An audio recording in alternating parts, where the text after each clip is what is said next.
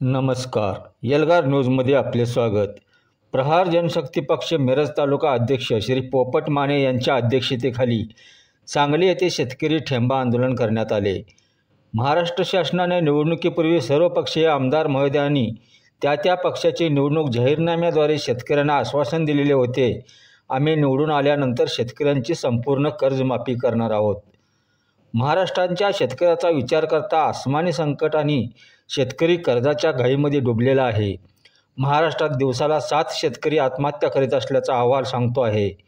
National crime record यांच्यानुसार शेतकरी आत्महत्या करीत असल्याचे सिद्ध झाले आहे. अशी परिस्थिती असताना विधानसभेमध्ये निवडणुकीच्या काळात आम्ही शेतकऱ्यांचे पुत्र आहोत अशी जनतेला साथ घालून निवडून आलेले आमदार महोदय कर्जमाफीच्या संदर्भात चकार शब्द बोलत नाहीत अथवा त्या पक्षाचे प्रमुख या संदर्भात भूमिका घेत नाहीत. म्हणून प्रहार संघटनेच्या वतीने डॉक्टर सुरेश भाऊ खाडे यांच्या घरासमोर 11 एप्रिल रोजी रात्री ठेंगा आंदोलन करण्यात आले. या आंदोलनात प्रहारच्या अनेकांना पोलिसांनी ताब्यात घेतले.